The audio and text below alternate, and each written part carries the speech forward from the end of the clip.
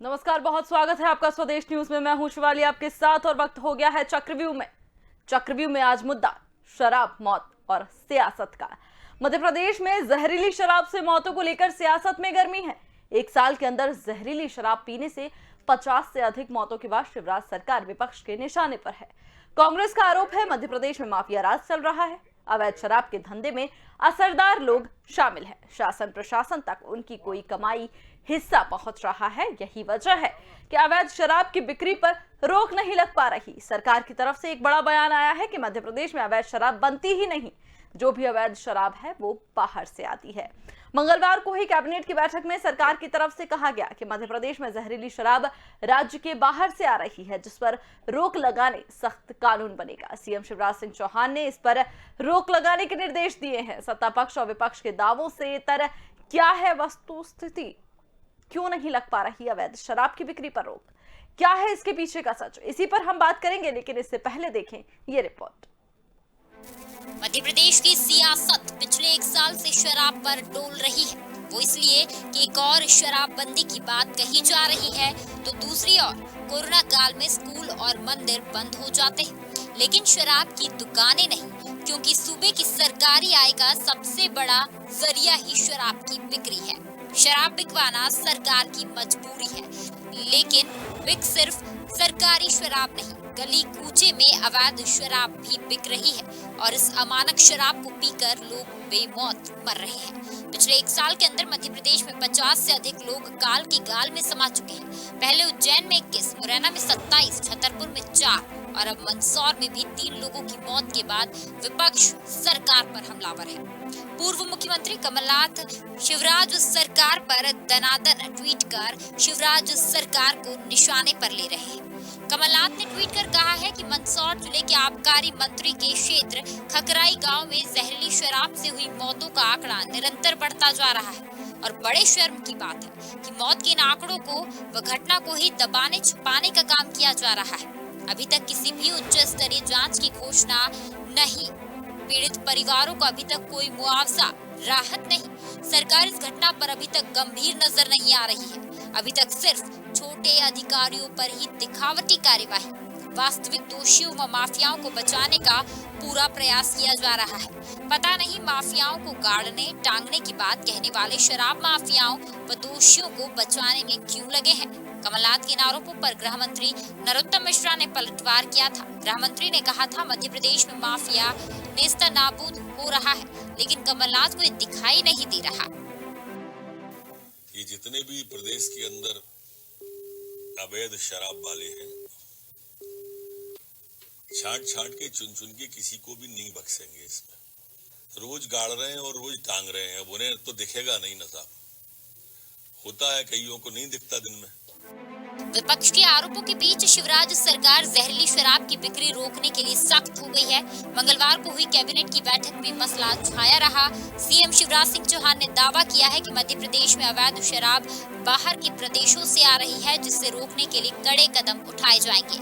बहरहाल सरकार लाख नकारे कि अवैध शराब मध्य प्रदेश में नहीं बनती, बाहर से आ रही है, शायद ही से कोई माने। दरअसल शराब की बिक्री राज्य सरकारों के लिए कमाई का एक बड़ा माध्यम होती है, लेकिन अवैध शराब का कारोबार करने वालों से शासन प्रशासन और पुलिस के लोग जो उगाही करते हैं वह भी मामूली नहीं होती। इसीलिए कोई भी पार्टी सत्ता में रहे, शराब माफिया पर इसका कोई असर नहीं होता। ऐसे हादसे होने पर जैसा कि हमेशा होता आया है कि सरकार अधिकारियों पर कड़ी कार्यवाही करने की बात करती है और किसी अफसर को सस्पेंड भी कर देती है और खुद को गंभीर दिखाने का प्रयास किया जाता है, लेकिन कुछ दिन मामला दब जाने के बाद फिर सरकार भी चुप बैठ जाती है। और यही वजह है कि मध्य प्रदेश में न तो अवैध शराब की बिक्री रुक पा रही है और न ही जहरीली शराब से मौतों का सिलसिला रुक रहा है।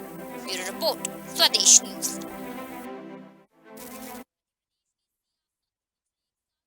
शुरू करें इससे पहले आपको बता दें कि मुरैना कांड के बाद अपर मुख्य सचिव गृह डॉक्टर राजेश राजौरा की अध्यक्षता में एक कमेटी बनाई गई थी, जिसने कहा था कि वर्तमान आबकारी कानून के प्रावधान को सख्त करने की जरूरत है। रिपोर्ट में यह भी कहा गया था कि अवैध शराब का कारोबार करने वालों पर धारा 134 में कार्रवाई की जाती है, जिसमें तत्काल जमानत हो जाती है। इस पर विचार तक नहीं किया गया। यही एक वजह है कि एक व्यक्ति पर 30 से 40 केस हैं, लेकिन वे अवैध कारोबार जारी रखे हैं। इस कमेटी ने यह भी कहा था कि मध्य प्रदेश के आबकारी कानून को उत्तर प्रदेश सहित अन्य राज्यों की तरह सख्त बनाया जाए। वर्तमान आबकारी नीति में बड़े ठेकेदारों को 2 से 3 जिलों से ठेके दिए गए हैं। ऐसे में वे लोग मोनोपोली बनाकर ज्यादा रेट पर शराब बेच रहे हैं। अब ऐसे में कई सवाल उठते हैं कि आखिर शराब की तस्करी रोकने के लिए कब तक कानून लाए जाएंगे, क्या कानून होंगे और वो कब सख्ती से पालन कराए जाएंगे। इसी के सवालों के जवाब लेके हमारे साथ खास मेहमान जुड़ गए हैं, उनसे आपका परिचय करवा देते हैं। आशीष शर्मा जी हमारे साथ जुड़ गए हैं,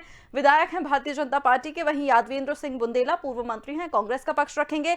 रमेश शर्मा जी हमारे साथ जुड़े हुए हैं, वरिष्ठ पत्रकार हैं। सर बहुत बहुत स्वागत है आप तीनों का स्वदेश न्यूज में। लेकिन रमेश जी, सबसे पहले आप ही से जानना चाहेंगे कि जिस तरह से लगातार शराब, अवैध शराब से जो मौतें हो रही हैं, जो व्यवसाय है, कोई भी सरकार हो, लेकिन लाभ दोनों को ही चाहिए, सिर्फ हादसे के बाद ही क्यों जागती हैं सरकारें? मोटे तौर पर एक बात समझ लीजिए कि शराब घर में बनाना, नकली शराब बनाना, उस सस्ती शराब बना करके बेचना, ये लगभग हर जगह ये काम होता है। अभी मुरैना का आपने जिक्र किया है, पन्ना में इस तरह की घटनाएं हो चुकी हैं, वो मंदसौर में इससे पहले भी और घटनाएं हुई हैं।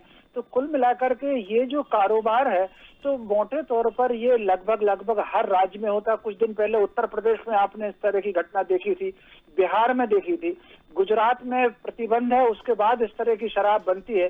तो कहीं ना कहीं सरकार की सख्ती के साथ साथ सामाजिक जागृति की भी जरूरत है। जो लोग शराब पीते हैं उन्हें भी चाहिए कि कम से कम अपनी जिंदगी का जोखिम तो लेते हैं। तो कुल मिलाकर के शराब बंदी भी अगर जिन राज्यों में है, 5 राज्यों में शराब बंदी है, वहां भी शराब खूब मिलती है। तो मोटे तौर पर थोड़ा सा समाज की जागृति की भी आवश्यकता है। सरकार से ये अपेक्षा तो है ही कि इस तरह की घटनाओं को लेकर के, जैसे कि बीच पहले मुख्यमंत्री जी ने कहा था कि वो रासुका में कार्रवाई करेंगे, तो इस तरह की घटनाओं पर सख्त कार्रवाई तो सरकार को करनी ही चाहिए। लेकिन इसके साथ साथ सामाजिक जागृति की भी जरूरत है। लोग खुद इस नकली शराब से, और आखिर लोग सस्ते के चक्कर में नकली शराब की ओर जाते हैं। तो मैं समझता हूँ इसको ये सामाजिक अभियान की भी जरूरत है। सरकार को तो सख्त होना ही चाहिए, सामाजिक जागृति भी जरूरी है। बिल्कुल। आशीष जी क्या करेंगे? सामाजिक जागृति की भी जरूरत है, सामाजिक चेतना की भी जरूरत है, उसके लिए कुछ प्रोग्राम चलाइए ना। किसी भी प्रकार का हो वो समाज के लिए घातक है। नशे के कारण हमारी युवा पीढ़ी बर्बाद होती है, हमारा सामाजिक ताना बाना खराब होता है, परिवार के परिवार तबाह हो जाते हैं। इसलिए मैं आदरणीय रमेश शर्मा जी की बात से पूरी तरह सहमत हूँ। सरकारें काम करती हैं अपना, पुलिस प्रशासन अपना काम करता है, एक्साइज विभाग बना हुआ है, वो विभाग भी समय समय पर अवैध शराब के मामलों को बनाता है, पकड़ता है, अपराधियों को कारावास होता है। कई मामलों में 6-6 महीने तक जमानतें भी नहीं मिलती हैं, उनकी संपत्ति भी रास्तात करने का कार्रवाई की जाती है। लेकिन इन सबके बाद भी गाहे बगाहे अवैध शराब से मृत्यु होने के मामले और अवैध शराब के मामले बहुत बड़ी मात्रा में समय समय पर देखने के लिए मिलते हैं। और इसका मैं जहाँ तक, क्योंकि हम भी सार्वजनिक क्षेत्र में काम करते हैं, ग्रामीण परिवेश भी हमने देखा है, शहरी जीवन भी हमने देखा है, इसलिए कई जगहों पर लोग अपने अपने तरीकों से छोटी छोटी भट्टियां बनाकर और अवैध शराब के छोटा उत्पादन करने का काम करते हैं। और इसलिए स्थानीय पुलिस को की जिम्मेदारी इस मामले में बहुत बड़ी है कि उसके थाना क्षेत्रों में जहां कहीं भी अवैध शराब की भट्टियां चल रही है, केमिकल मिलाकर, जहरीले पदार्थ मिलाकर शराब बनाई जा रही है, जिसके कारण लोगों को अपनी जान से हाथ धोना पड़ रहा है। तो आप मान रहे हैं कि प्रदेश में बन रही है अवैध शराब?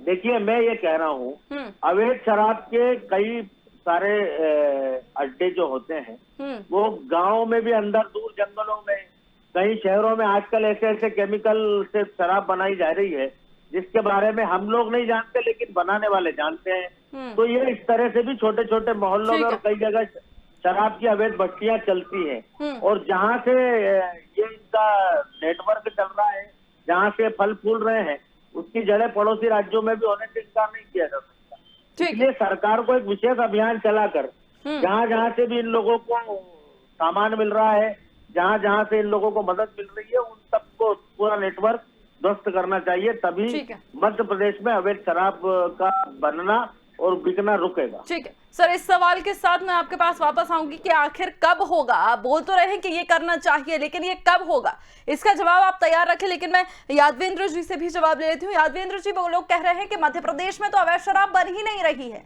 अन्य राज्यों से आ रही है। देखिए, ऐसा है कि इनकी ऑफसेट प्राइस है, ऑफसेट प्राइस से कम कीमत पे शराब बिक रही है यहाँ पे।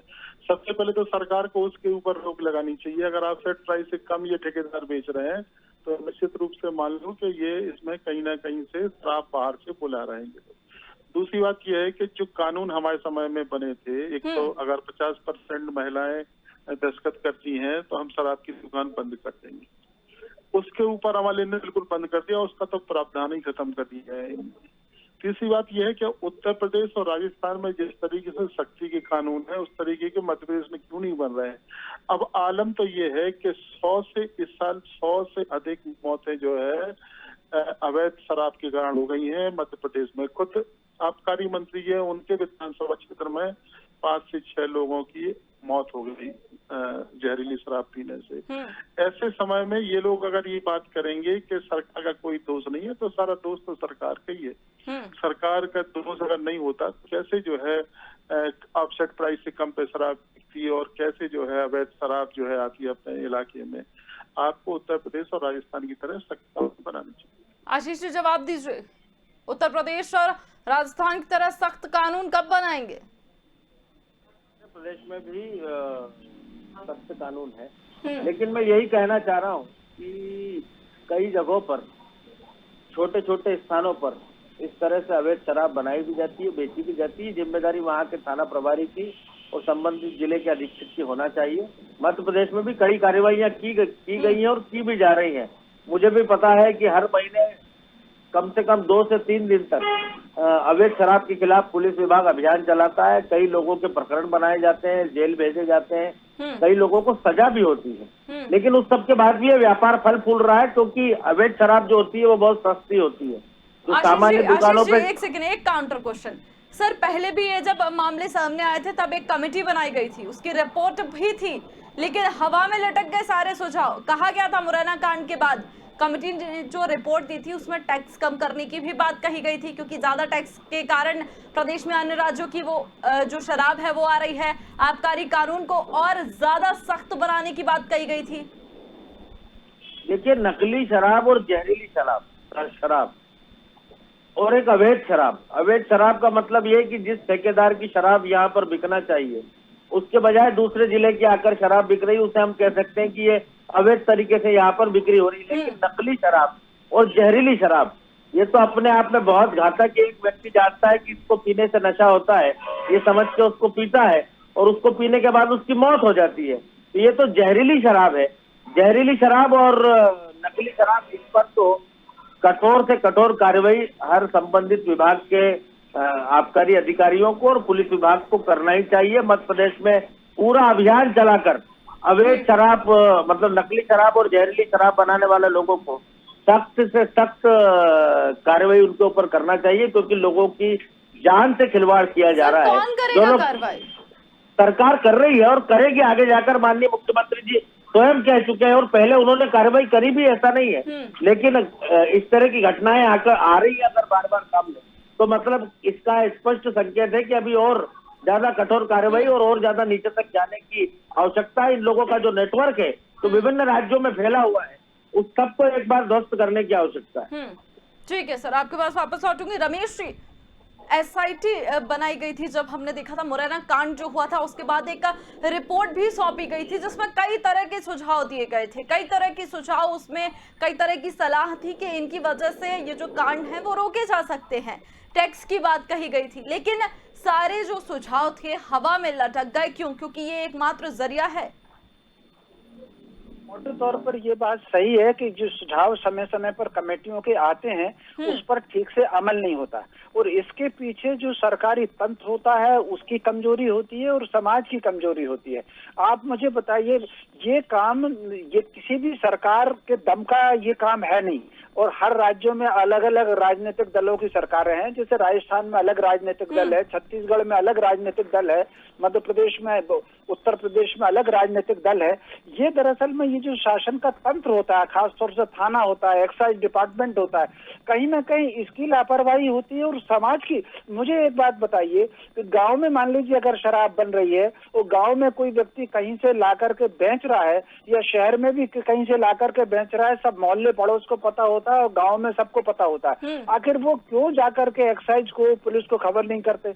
और ये उदाहरण भी कहीं अगर पुलिस को खबर कर भी दे तो पुलिस की मिली भगत होती है। भोपाल में भी अभी सट्टा पकड़ा गया कुछ दिन पहले, थाने को पैसा जाता था 1 लाख रुपए महीना, ये पेपर में छपा था, भगवान जाने सच था कि झूठ था, ये पेपर में छपा था कि 1 लाख रुपए महीना वो थाने को जाता था।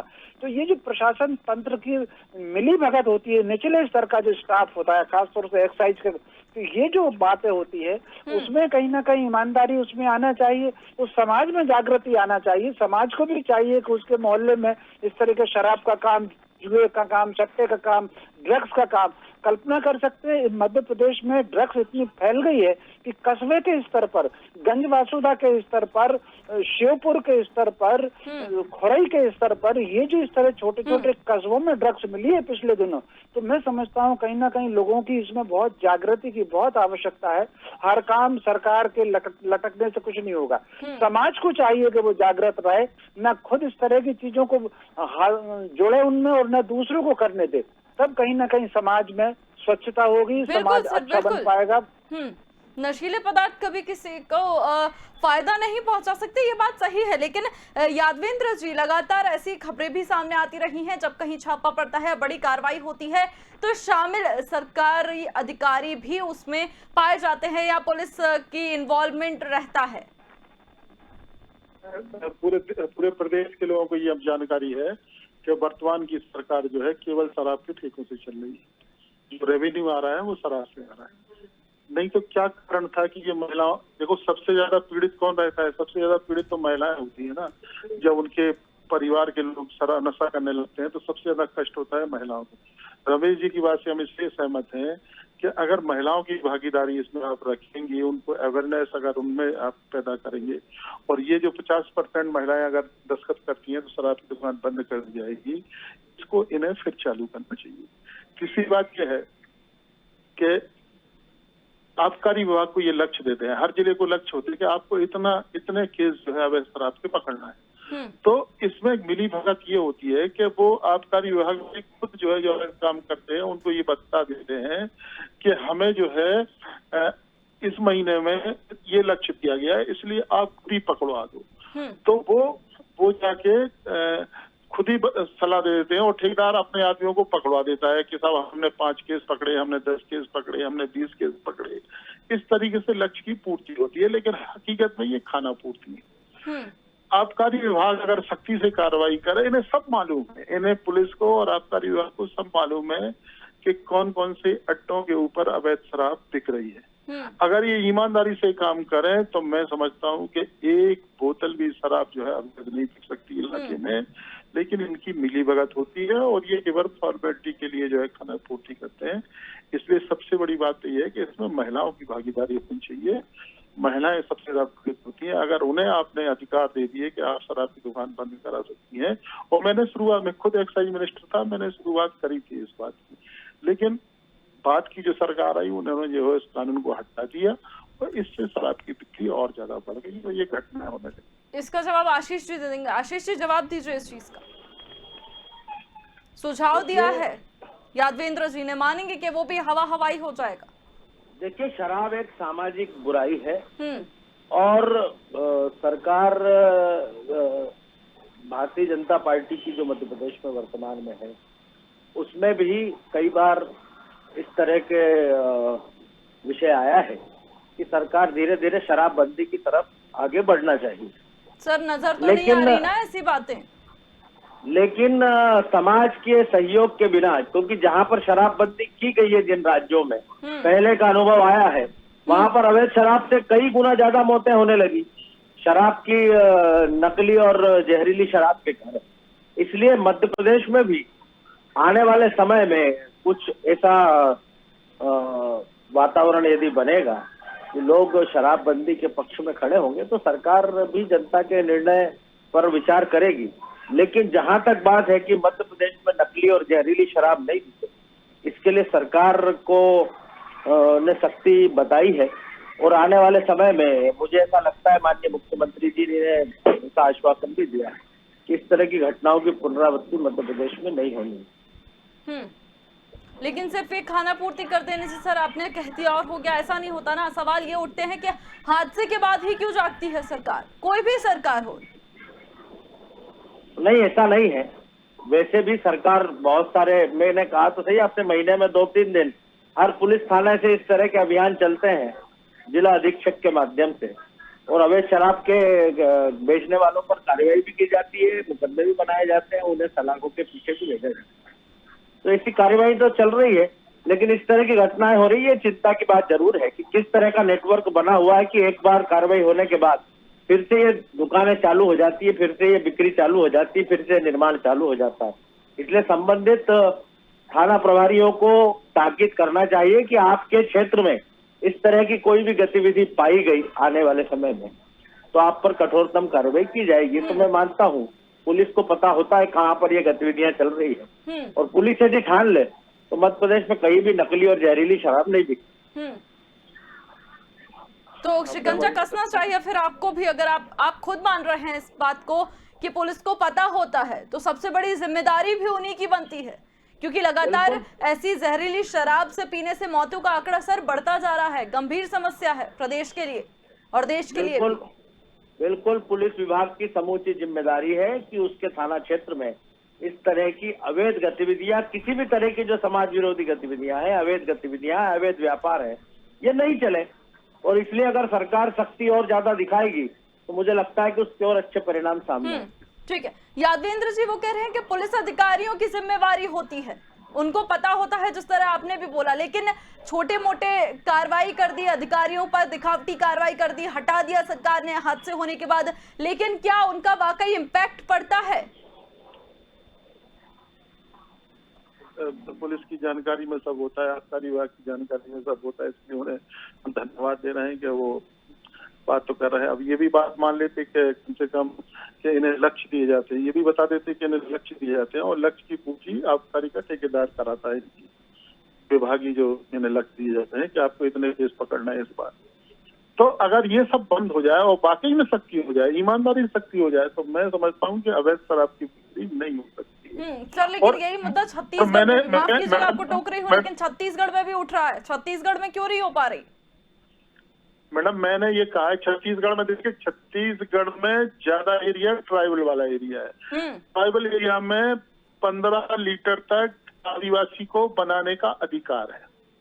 वहाँ पे डिफरेंट बातें होती है, अपने यहाँ डिफरेंट बात होती है। अगर आप बारीकी में जाएंगे तो वहाँ पे ये अधिकार उन्हें मिला हुआ है, कानूनन उन्हें अधिकार मिला हुआ है।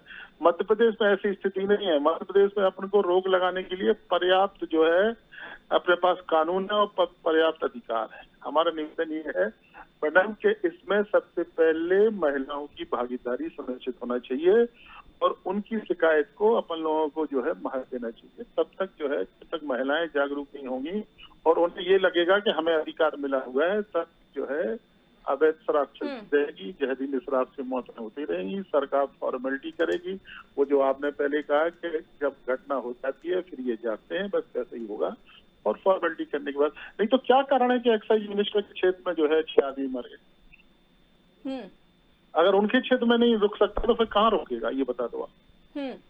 अब तो मुख्यमंत्री बचे, उनके क्षेत्र में और किसी दिन ऐसी घटना हो जाएगी तो फिर आप फिर डिबेट शुरू करेंगे और फिर कहेंगे कि ये उनके क्षेत्र में। इसलिए महिलाओं के जब तक आप सहयोग मिलेंगे, महिलाओं की जागरूकता सुनिश्चित नहीं करेंगे, तब तक मैं समझता हूँ कि इसके ऊपर रोक लगने वाली है। लेकिन सर सवाल ऐसे में यही उठ रहा है ना, जो लोग जाते भी हैं, जो महिलाएं जा भी रही हैं, लेकिन बात वही हो रही है कि थोड़े दिन ये मामला उठता है, उसके बाद प्रशासन भी शांत और बाकी सब भी शांत। कानून में ये प्राप्त होना चाहिए ना कि अगर हमको 50% नहीं, आप 60% कर दीजिए। 60% महिलाएं अगर विरोध करती हैं तो हम दुकान बंद कर देंगे। अगर कानून जैसे अगर इन्हें बनाना है, उस पर सख्ती से लागू करेंगे तो ठेकेदार भी डरता रहेगा कि अगर हम शराब बेचेंगे, अगर जहरीली शराब बेचेंगे तो वहाँ की महिलाएं जो है इसके खिलाफ अभियान चलाएंगी, अभियान चलाएंगी तो हमारी दुकान बंद हो जाएगी। तो इसको थोड़ा सा मात देना चाहिए ना।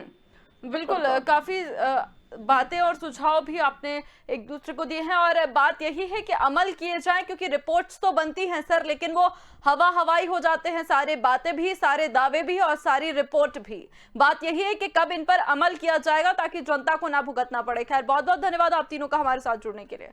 आपको बता दें, तो सियासत जारी है लेकिन कार्रवाई नजर नहीं आ रही। अब तक सिर्फ छोटे अधिकारियों पर ही दिखावटी कार्रवाई ही है। वास्तविक दोषियों व माफियाओं को बचाने का पूरा प्रयास किया जाता रहा है। पता नहीं माफियाओं को गाड़ने टांगने की बात कहने वाले शराब माफियाओं व दोषियों को बचाने में क्यों हर सरकार लग जाती है। इसी सवाल के साथ इस डिबेट को हम यही खत्म करेंगे। मुझे दीजिए इजाजत। आप देखते रहिए स्वदेश न्यूज।